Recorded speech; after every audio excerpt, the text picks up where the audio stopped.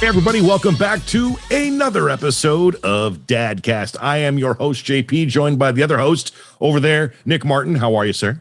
I'm good. Every time you point that way, I'm actually this way. Well, for me, you're right. No, you're right. Yeah, you're right over there. Point that way. It's crazy. It all depends on the Zoom thing. Yeah. I'm glad you're doing good today, man. Good. Today's awesome guest, and we think's a father. We're going to get to that in just a moment. He is a guitarist for the band Finger 11, and we are stoked to have him on. Welcome to Dadcast, Mr. Rick Jackett. How are you, bud? Doing very good. Actually, enjoying that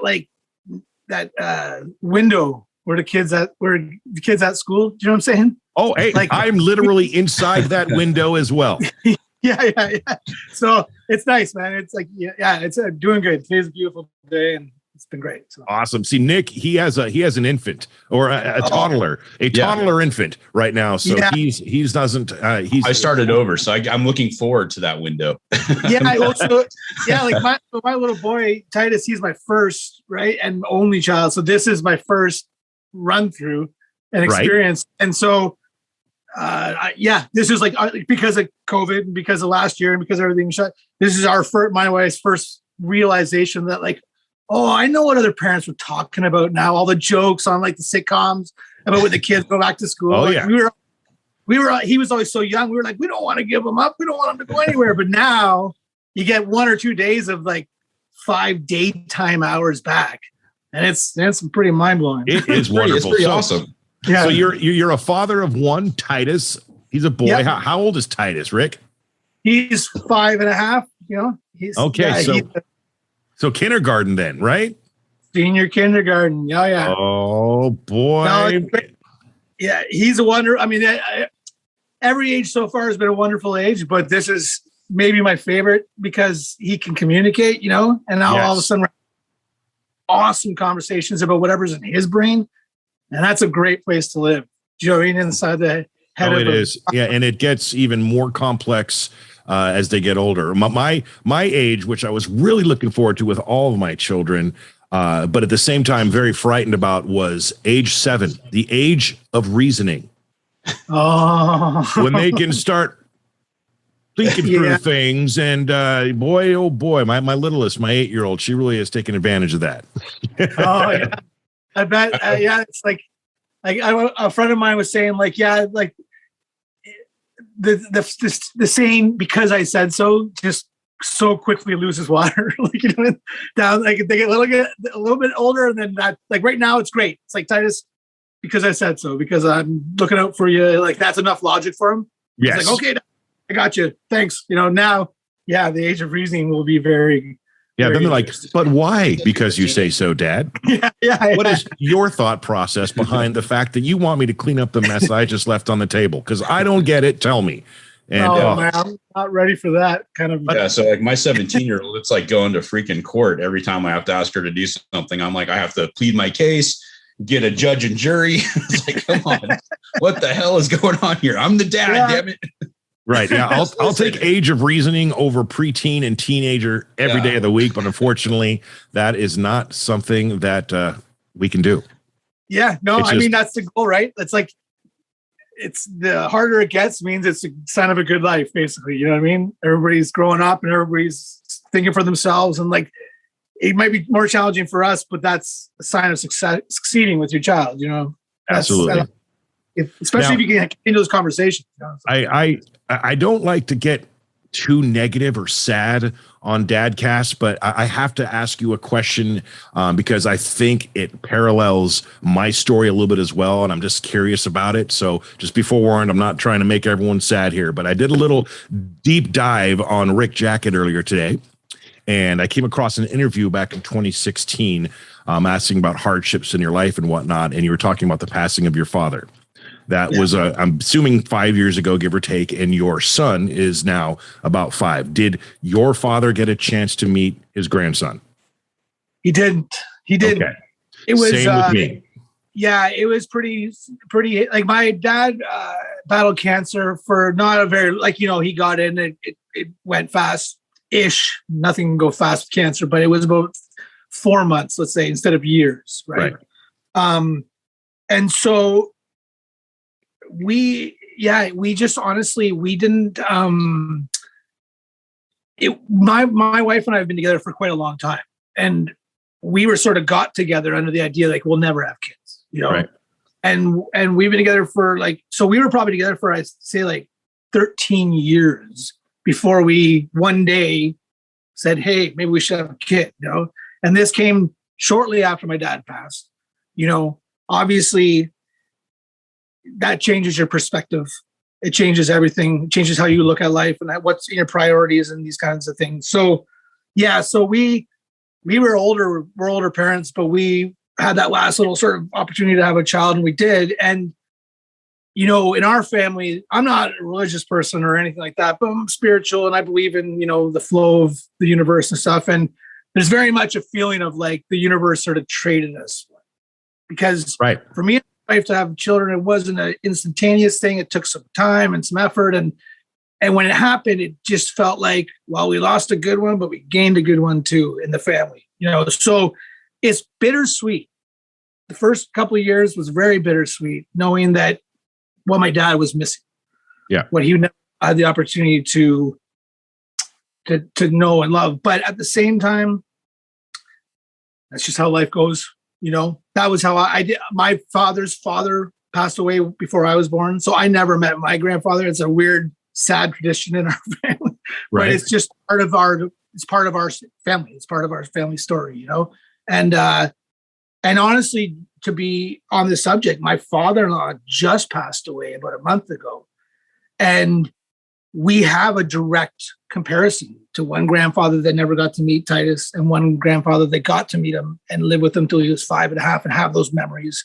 Right. And, it's he doesn't know anything else. He's only got one view of life. This is just how his life is. Right. So, but for us as parents, it definitely was a nice part of the story to actually have one grandfather, get to know him and watch him grow up and get to love him. So, it's heavy, man. It's like losing a parent is just the worst, that's hard as it is. But you just think of like one thing I learned through a therapist, to be honest, was just like when you lose a parent, you feel like you never have that conversation with them again.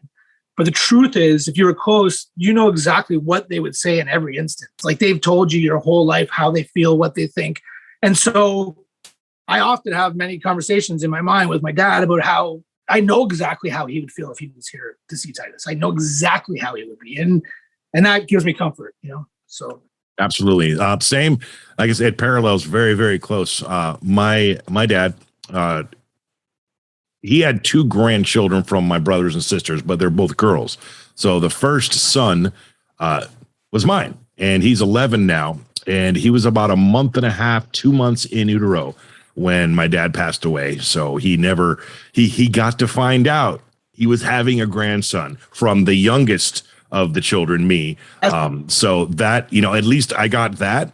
And I tell you what, man, again, I'm not a very religious person. I do fall on the side of spiritual, but that morning when my son was born, I left to go to the store and I felt him there. Yeah. That morning, and I broke into tears, happy and sad at the same time. And I knew he was there, and Papa was, and it was crazy. It was a crazy feeling. So you have regrets. Life, everyone's got regrets. If they don't, they're lying to you. This is a regret that I can do nothing about. But I tell them every single day that, if you want to talk to Grandpa, just talk to him. There's this picture right there. All you got to do is put your hand over your heart and talk to Grandpa. He's going to hear you. Yeah, that's great. Yeah, and that is true, man. That's just they're there, and and they live on through stories like like I said, my grandfather on my dad's side. He passed away when my dad was like 20, right? Right. So never an option to meet him, but I feel like I know who he is just from the family telling stories, right? The pictures, the constant, and that's how families work, I guess. It's well. JP, we have something else in common. My dad passed away in 2019, right before he got to meet Liam. So I totally understand what you guys are saying. There's so much in Liam that's just like my dad too. It's crazy. Like he has so many weird characteristics of my dad. Like, okay, my dad's still here. So that's kind of a cool thing. But yeah, we actually said the same thing about Titus. It's almost like what the goodness of my dad was poured into him, and then he got put into the world. Like he represents and really reminds us a lot about my father. So but I mean, that's one thing I've realized about family is like, this is your opportunity to continue on the lineage and the legacy and the stories and the history. Like that's how they live on through family, and the one thing you were saying about regrets is like, I don't regret it because my life, I don't have any complaints.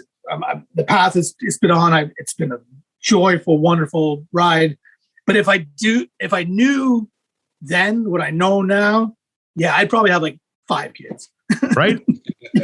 Like there's some truth to that, there just is like, but at the same time, if I did that when I could have, I wouldn't have been in a position I am in life now because I just refuse to look at life like that. But I do understand, like, now that I have one, oh man, I wish I had like 50. You know what I mean? Yeah. So it's like Nick has like 337 kids. So ask him. He'll let you know if that's a good idea or not. It's a great idea. I heard like, but I saw some like meme and it was like 2 kids is 2 kids, 3 kids is 1,000 or something like that. You know what I mean? Yeah. And it's like, yeah, 2 is manageable, but as soon as you go past that, it's like, it's just chaos. Yeah, I've got the 3. I'm at that 3 number. I've got a almost 17-year-old stepdaughter. And then of course my 11-year-old son and my 8-year-old baby girl. And and Nick will say the same thing. The first one, you're still learning. You're still learning because, she's the 16, 17-year-old. So hopefully I can apply the numerous mistakes, because I am by no means a perfect dad or stepdad, to the next one. But the next one for me is a boy. So you navigate a little bit differently. Mm-hmm. But the third one is baby girl. So hopefully by the time she reaches that angsty teenage years, I'll have it down and everything will be absolutely perfect. And when I say that, no, it won't happen. No, they're all different. The world won't be a different place or anything. But it's crazy. We're gonna have to worry about like kids running away to Mars. Oh, at this point, I might take that option. Yeah. You know what? Can we ban social media and all things on? I mean, as much as we need it, at the same time, it's like, it's such a crazy. I know, looking back, like when we were kids in high school, no social media. I feel like I was a much happier person than my high school age kids are. There's less bullying going on. The bullying that was happening was in person. You could squash it pretty much immediately, and you didn't have to deal with all kinds of bullshit on social media. My bad. There's the first cuss word, but shit's so minor. It's number 2. Okay, I got to ask. I feel like we're all in the same generation. Rick, how old are you? 47. 47. I mean, I'll be 47 this year. So you and I, class of 93, right? Yeah, I think so. Wow. Okay. You and I are the same age. Wow, you got a late start, like you said, with the kids, 5.5. That's even later than I got. I, for years, thought I was, to be perfectly honest, shooting blanks. There was plenty of opportunity to, have a scare, an accident, whatever you want to call it. Never happened. And then that fateful day, 12 years ago, day after my birthday, she came up, I'm pregnant. And I said to my lady right off the bat, who else you sleeping with then? Because, but it turned out, it was just, fate, whatever you want to call it, the stars align, the universe. But I'll take it. Sometimes I wish I was when I had kids when I was younger. So sitting here at 47 years old, they're already 18 out of the house, and the lady and I can go travel and do whatever we want. But you did it right, man. Coming from a guy that had kids when he was 18, 19, it's hard. Like you don't know what to expect. You don't know how you're going to pay your bills. You don't know how to deal with it. Your parents get pissed off because you're calling them every 5 minutes. Hey, mom, the baby shit.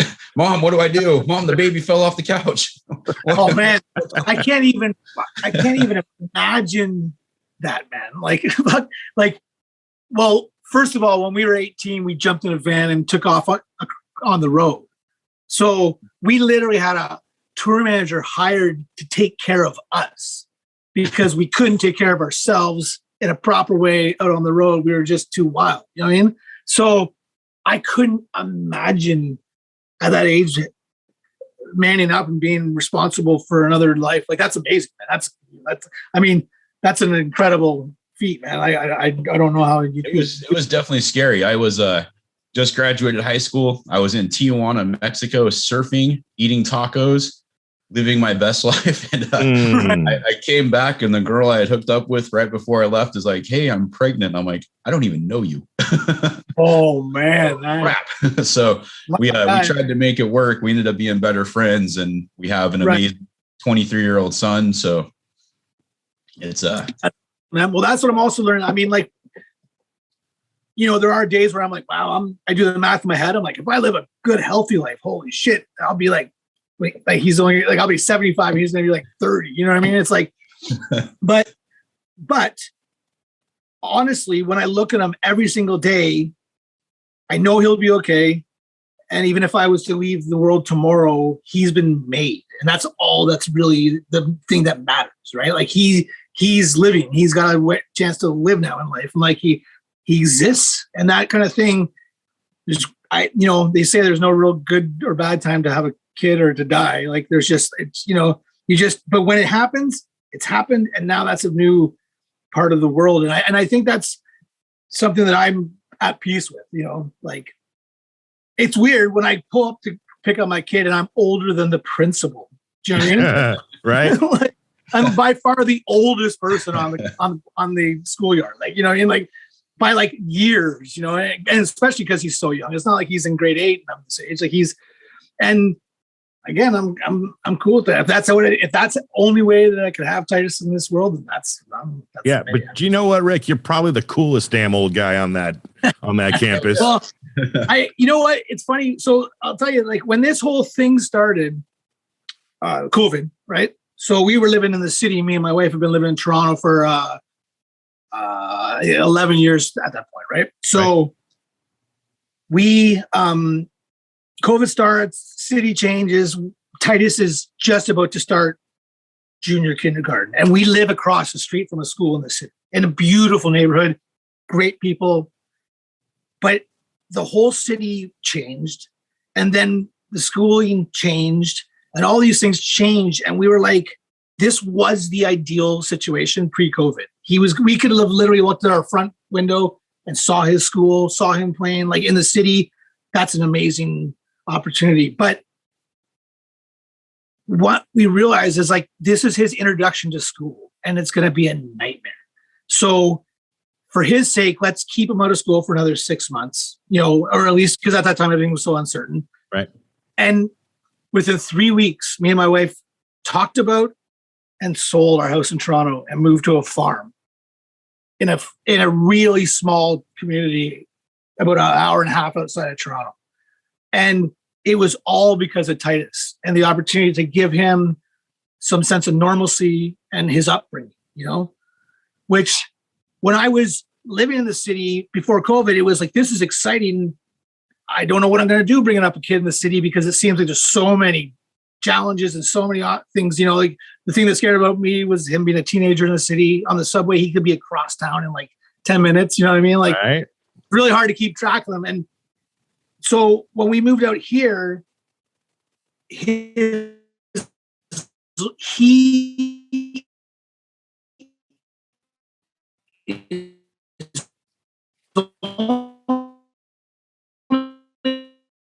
at that point he's only 4.5, and even that he can sense it. He can sense like this is a better way to live than that. Nothing against the city. I love the city.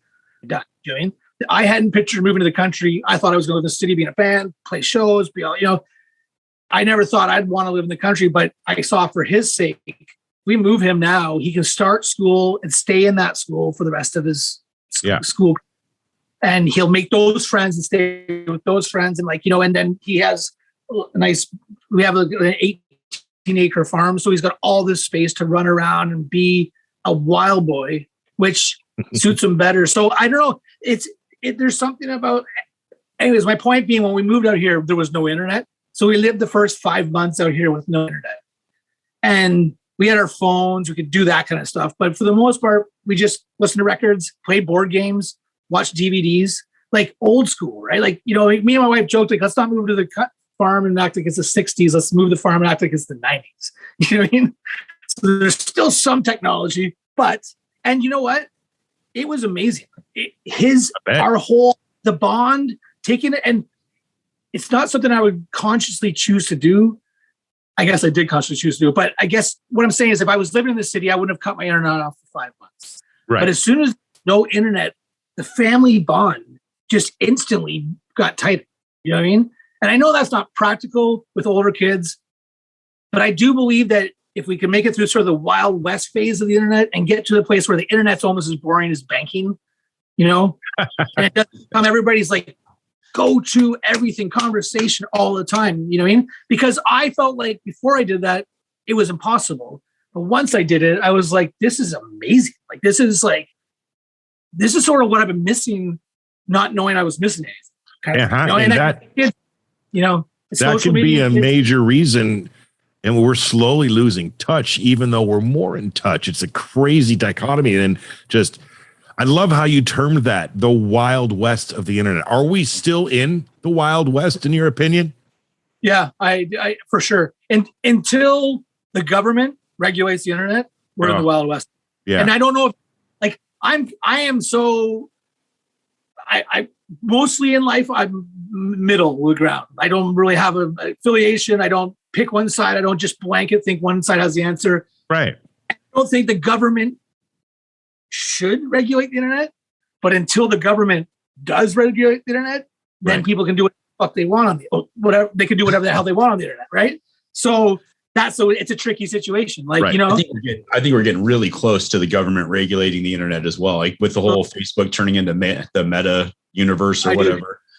I do too. And if you listen to Facebook, they're basically saying, please regulate the internet. We don't want to regulate the internet, but if you guys do, we'll follow the rules. But if they're buying up everything, they're going to be able to regulate everything. So they're going to. It's insane.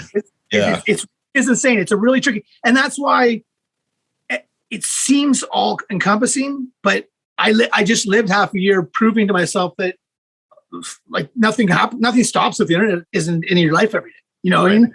And I mean. And then don't get me wrong, as soon as I got approved for the Starlink beta, I got it. Yeah, of course. As soon as I got the Starlink, I was like, oh, we got internet. We're all on Netflix. Thank you, Elon, by the way. Yes, exactly. I can't even tell you how thankful I am. Like that where I live now, that's a game changer, man. Like that allows me to live in the modern civilization in the middle of wilderness. It's wild. Now, does it work 24/7 or are there off peaks? No, it's 24/7, man. It works. And where I live, the only other options are like, I don't know if I want to say the companies, but anyways, there's just smaller, really bad companies that have oversold their cell towers. Yeah. Uh-huh. And they know they have. It's like when planes oversell their seats, right? Like when you get there and your seat's taken, it's like, what? So if you can buy internet off these guys, but there might not even be a spot and you're going to be trickling at like 4 Mbps, you know? And when I plugged in our Starlink, it started at like 62 Mbps, you know, and ever since it's just gone up and up and up and up. And aside from the odd, like maybe 2-minute window where like it's repositioning or something, it's flawless. It's flawless. Awesome. I mean, I think we may have had that 2-minute window about 2 minutes ago. I don't know if you noticed, but I got an unstable connection. Might have been on my end, but neither here nor there. It's not perfect. It still is satellite, and it's still, if you put a massive bandwidth load through it, it's still going to stutter. But gotcha. All right. So Rick, quite possibly the most important question I'm going to ask you today, and anyone in the history of the world has ever asked you. Are you ready? All right. Okay. Why in the hell did you change your name from the Rainbow Butt Monkeys to Finger 11? Yeah. You know what? It's sort of, to be honest, it's sort of that gets easier to answer the longer the older. Damn it, I thought I was being unique and witty.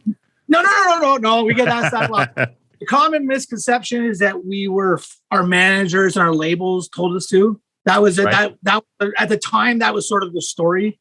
Couldn't be further from the truth. it was an inner band decision. It was a natural decision. Basically what had happened, that record and that band was our first, like literally our first 10 songs we ever wrote in our high school band, right? And we got signed in high school. It all happened so fast and it was awesome and it was great and it succeeded more than we would have ever imagined. And after the record cycle, doing tours, being everywhere and just being the Rainbow Butt Monkeys, we started to write new music. The landscape of music was changing.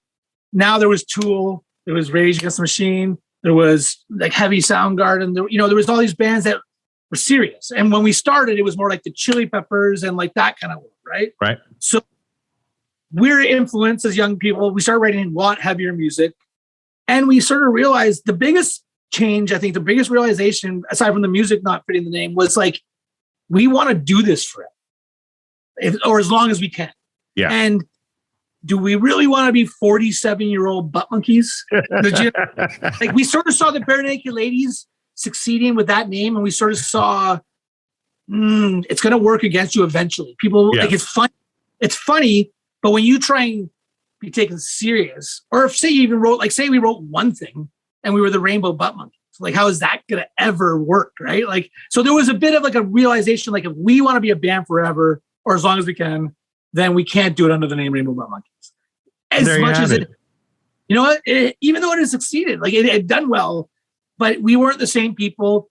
There's a big difference when you're 19 and you're 21, you know what I mean? Yeah. And we were all of a sudden there. And so we became Finger 11 and our label hated it. They dropped us. Our management, they didn't like it at all. Like no one, basically they just spent all this money promoting the Rainbow Butt Monkeys and then it just went away. And we're Finger 11 now. And they didn't like that at all, which I can't blame them, to be honest. But no, it was just a band decision. But we knew we were going to change the name months and months and months before we came up with Finger 11. Like we already decided we're not the Butt Monkeys anymore. And then we made the whole first Finger 11 record without a name. So that's awesome. Yeah. Now, what is Finger 11? I mean, COVID happened and basically the world shut down and man, the musicians out there, I feel for you. I mean, it just stopped. Has things picked up for the band? Are you guys, are there any tours planned? Are you playing music? Is there new music? That's a whole bunch of questions I just threw at you right at once. Yeah, but they're all sort of intertwined. Like there's new music. There's an incredible amount of new music because we haven't put a record out for 7 years. So there's like we've been writing and we get in the habit of like finding one little thing wrong with a song and then no one gets to hear it ever in the history of the world. Like we do that all the time. We have way more music unreleased than we do released. You know what I mean? I don't know why. There's 5 of us. It's hard to please 5 people when it comes to music or any art form. So there's these certain songs to get through the system have to have sort of everybody's tick off. You know what I mean? So that being said, there's tons of music written, but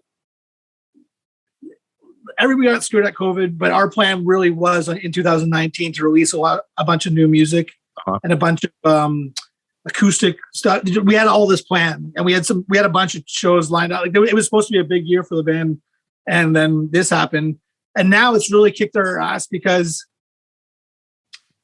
we don't have that rush to get back now that we see what a mess everything is. You know, we're just not. We started writing more music. All of a sudden, there's new music. Now the music we were going to release, we're like, oh well, the new music's better, and we got to record that, and like so. At this point, I think we're just going to keep writing and not playing. And that's about it, really. You know, like I watch bands rush out there and I'm happy for them. But I guess selfishly, I don't want to go back until it's like a real concert again. Yeah. You know? And in Canada, that's not happening. In America, it's starting to happen. But even that, I don't want to wear a mask. I want to go back to the way it was. So if that means waiting another year, I think I'll do that. Yeah. All right. Does Titus, is he self-aware of the fact that Daddy's a super rock star? He does know that his dad's in a band and a rock guy. And, the one thing about moving to this small community is that ended up being a bigger deal. Right. Right? So like in Toronto, it was like, everybody's somebody, there's just so much anonymity in the city. But out here, there's literally 1,000 people, and Titus goes to school, and a lot of the parents, they found out that I was in the band right away, and it sort of became a thing amongst his kids, and because Paralyzer is so, age, like any age can enjoy it. The kids know that song, so like, there's a direct connection for him to me, to rock and roll, and he, like it's a dream come true, man. Like you can't control how your kids are going to grow up. They're going to have their interests, and you're going to have yours, and But he now, all he's doing is walking around singing "Another One Bites the Dust." All he's doing, he's going to bed singing it. He's in his room by himself singing "Another One Bites the Dust" and "We Will Rock You." And he literally says, "Dad, can we listen to rock and roll music?" Like if I put on, like, I love all kinds of music, but if I put on anything but rock and roll, he wants nothing to do with it. He just wants to hear rock and roll. And I'm like, son, you have no idea how proud I am. Like for real, like this is my first feeling of like fatherly pride, where I'm like, I didn't make you, no one made you do that. That's just what you want to do. And what you want to do is my favorite thing in the world to do. And this is cool, So he definitely loves the rock world. He loves, he just loves that world of rock guitar. And he always wants me to play guitar, and he's starting to sing rock songs. It's just, it's wild. So yes, his classmates and their parents and everybody, they all know him Finger 11, which sort of sucks because like everybody else gets to show up in their pajamas and stuff, like when they pick their kids up from school, right? Right, yeah. And I'm sort of like, man, I gotta get dressed. You gotta go put on leather pants to pick your kid up, man. Leather jacket. and Nick, don't worry. I saw Nick. He shed a little invisible tear when you talked about your son loving rock and roll. Don't worry, Nick. Liam is only not even 2 years old yet. The Coco Melon phase will pass. Oh yeah. So This was like a long path through a lot of baby sharks and baby bums and these kind of like, lots of nursery rhymes to get them here. But, I've always been a believer. But there's those bands like Queen, Beatles, they have those songs like timeless, man. Yeah, and Nick and his family, as a matter of fact, you speak of Baby Shark. Halloween was just a couple days ago, and I have video and photographic proof that Daddy Shark, Mommy Shark, and Baby Shark all dressed up as such on Halloween. That's awesome. To get that Daddy Shark freaking hoodie too, man. I spent the whole week wearing the Mommy Shark one because the baby loves the Baby Shark family thing, and I was trying to make him happy. And right, finally, we went to Spirit Halloween, and we're like, "Oh my gosh, there's a Daddy Shark one!" So we bought it. It was a medium, so it barely fit. Right. You made it, man. Looking good. That is. What was Titus for Halloween? Or I should preface it, is Halloween something you all celebrate and do? Is that a thing in Canada? Yeah. It has to be. Oh yeah. Okay. Like first of all, he had like one of those wicked, like this inflatable dinosaur that like tied up at his waist where it looked like he was riding it. There was like eggs on the outside. So it was awesome costume, man, because he could just walk, but it looked like he was running. And then we could get him in a winter coat because it was cold out. So actually, this is pretty much Titus's his first Halloween, because last year we skipped it because of the COVID stuff, and then he was just too young to really go out. He was in bed before Halloween started when he was, before that. So this was his first real venture to knocking on doors, saying trick or treat, and it was amazing, man. It was one of our family's best days and nights as a family. The weather was beautiful. His community is so small around here. Everybody did up their houses. Like there was everybody on the street.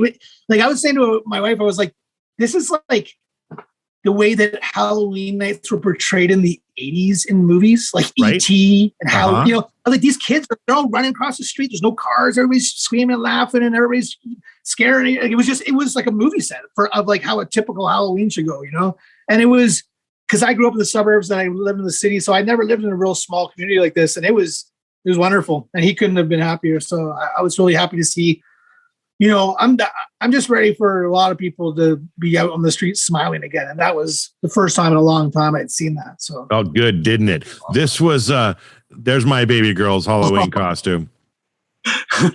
That's amazing, dude. Mommy did a pretty good job on the makeup. And of course she did the whole creepy smile of Papa. But yeah. I show you my son, but okay, here's both of them. There you go. There's my son. And that's perfect, man. So our horror is like a thing in your family? It was this year, apparently. Yeah. My baby girl, she's been asking to be Chucky. This is the third year in a row. And finally, we're like, okay, you can be Chucky this year. Why can't you be a princess or a unicorn or a rainbow anything? Fine, it's Chucky. Okay, we're letting you do it. And she was super duper happy. Nick, that's great. You doing all right over there, buddy?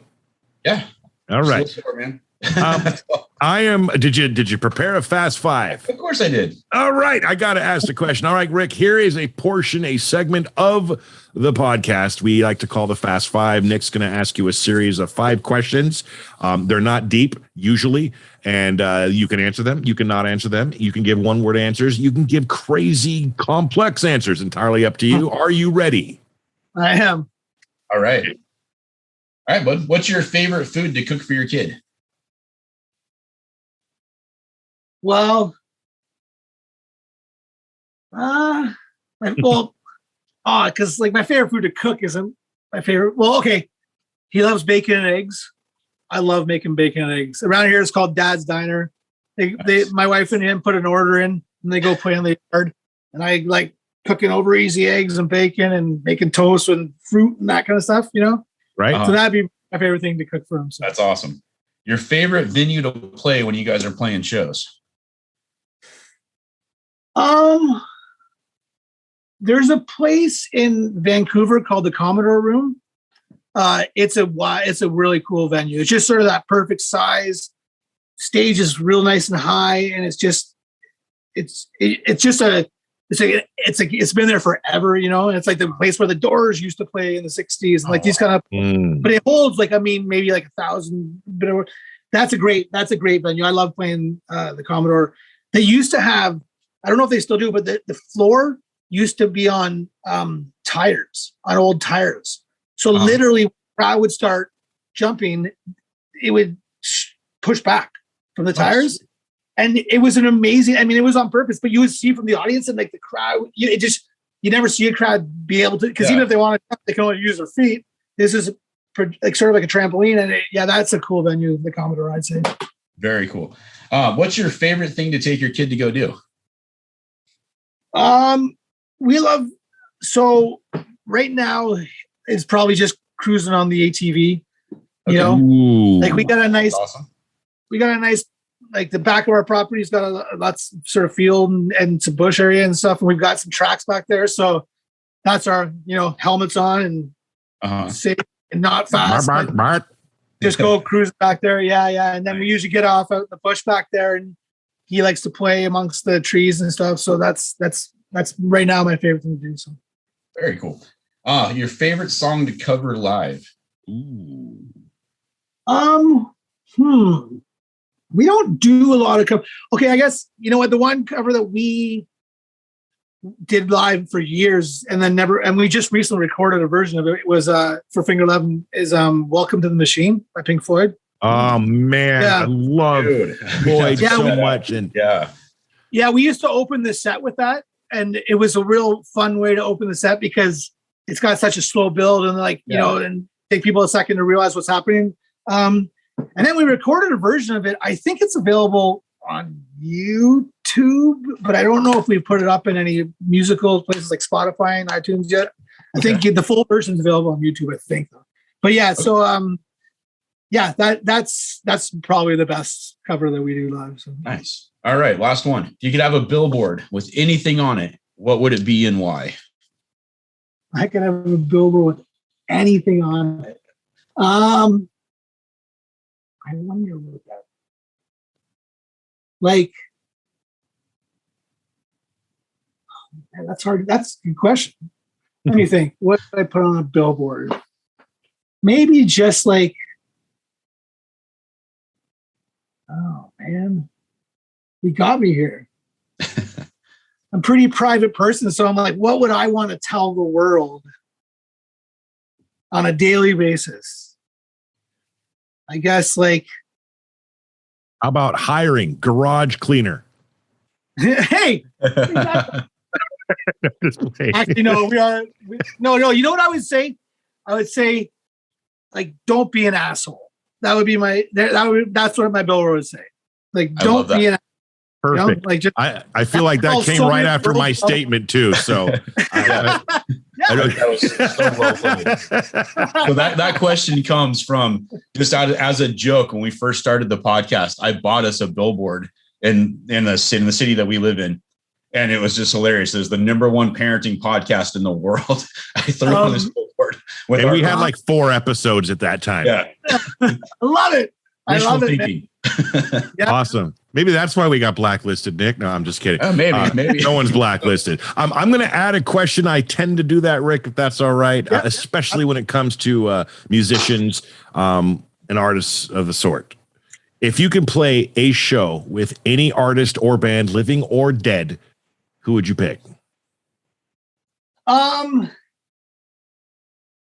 Okay, I'll do. I think if I could play a show with any dead artist, it would be Jimi Hendrix, simply because just to see the energy with your own eyeballs, like, would be like, that would be unbelievable to see. Like, I've watched countless videos, like, just studied that guy my whole life, loved his movements and stuff, but I would love to see it with my own eyes, to see like just how violent he was with his guitars, and just to hear like just to see that kind of like performance in person would be amazing. So just to play with him, sure, but I would only be playing with him so that I could get side stage for his set. You know what I mean? Gotcha. And the other one, living, I would say Neil Young. I would love to play with him. I'm a massive Neil Young fan. Yeah. His rock music is a big influence on me, the way I like to play the guitar and the way I think I love his kind of songwriting. So I think our band could hang with his fans, because his fans can be pretty particular, but I think we could entertain them. So that would be my living, I think. There you have it. If Titus was a girl, what was her name going to be? His name going to be her name? You know what I'm trying to say? Yeah, I do. Yeah. It was going to be, there was, I think we had a few, but I think the one I had settled on. So my wife might have a different answer. Right. But I was named, and she was on board, but he was going to be named Roxy Jackett. No middle name, just Roxy Jackett would have been his name. So, or her name, I guess. But yeah. And then as far as Titus goes, we never had a second choice for his name. And we picked that name years and years. Like I was saying earlier, like we were never planning on having kids. So in the years that we weren't planning on having kids, we were sitting around, smoking some tubes, watching HBO's Rome, Yeah. And the one character's name there is Titus Polo. And he's this awesome character. And he's just this great dude. And so we sort of sat to each other, like, if I had a boy, I'd name him Titus. And the other one, that'd be great. Like, I'd name him Titus too. So then when we found out we were having a boy, that was it. Like, we were like, Titus? Yeah. Okay. Nick, are you noticing the parallels between Rick and myself? Yeah. I mean, not only what I spoke about earlier, but the whole literally have the exact same story when it came to naming my son. We were watching, however, the TV show Lost. And Sawyer, that's my son's name. He came, he's one of our favorite actors on the show, and it's one of his favorite characters. And I was getting my lady into it, and we were trying to come up with a name. She was, very, very fresh into it. We just found out we're having a boy, and I said, Sawyer. And I look over at her, and she looks over at me, and just like that, Sawyer, he was Sawyer from that point on, from watching a TV show. Amazing. I mean, that's, I think that's the thing I had about the name that I found the most stressful is like knowing that that's probably the one word you're going to say and hear the most for the rest of your life. Mm-hmm. You better enjoy like the phonetic stuff. You know what I mean? Like that's what I kept thinking to myself. I was like, I'm going to say Titus. And I think we had like delusions that he was going to go by Ty or like, short forms, but he's always been Titus to us. So, well, you know what he's going to get when he gets a little bit older, right? I mean, it's going to happen. Yeah. Oh yeah. I don't want to speak of the female anatomy on the show, but it's going to happen once or twice. Oh yeah. That's all right. I mean, my last name, you know what? I'd take it and run with it if I was little Titus. All right. Okay. No problem. Everybody, he is Mr. Rick Jackett from the band Finger 11, formerly the Rainbow Butt Monkeys. Yeah. Also, I got a country band with the other guitarist in Finger 11 called Blackie Jackett Jr. And is that currently? Yeah, it is. We're actually recording a cover. I can't tell you for what yet, but right now for an anniversary release. But it's something that we have going on as well. I mean, Finger 11 is still the mothership. You know what I mean? Yeah. There's certain times in our lives where Finger 11 can't do work or can't play, and there's certain kind of music we can't write. And this Blackie Jackett sort of got formed out of that. And we took on the joke country genre, sort of, you know, just fart jokes with country music attached to it. So it's like, I don't know, you know, just there's a release to that, to not being too serious with music as well too, that I really enjoy. So I'd listen to fart joke country music every day of the week. Well, check out Blackie then. So I am in. We are going to do just that. That is pretty much, unless Nick, you got something else for us today, my friend. I got nothing else, man. All right, man. Rick, it has been so much fun hanging out and talking with you and Dad Life and Finger 11 and all that good stuff, man. Thank you so much for taking time out of your day to join us on Dadcast. You have been an excellent guest, man. I would love to do this again with you. And as a matter of fact, I'm going to plant a seed with you before I end this thing. Every single year, and by every year, we've done one so far, we do a Father's Day special. And if that is something that you'd be interested in, granted scheduling allowed, would love to have you on. We record it about a week or two before Father's Day. So next year, we're going to get about 35 different boxes on this screen and just do a real quick Father's Day special with the previous guests from the year. And my light just went out on me. And it's real fun. We wish everyone happy Father's Day. We tell jokes, we talk, and people get to meet anyone. If that's something you're interested in, we'd love to have you back on, man. Yeah, I'm in, man, for sure. Absolutely. Love it. And all right. Also, I'll pass it along to the other guys too, because every one of us is a dad. Everybody in Finger 11's a father. Well, let's get them on, man. Yeah, let's do a whole band Finger 11. That'd be badass. Yeah, we could probably do a whole band interview. In studio and live music as well. I mean, I'm just saying. Yeah, maybe. Once we get but we'll take the guests regardless, no matter what. That would be amazing, man. Yeah. But once again, awesome. Once again, he is Mr. Rick Jackett, guitarist for Finger 11. Thank you so much for coming on. Everyone else, thank you for watching. If you're watching on the YouTube, please subscribe, like, comment, all that good stuff. Thank you for listening, and we'll check all of you out next week. Have a great rest of your day. Thanks.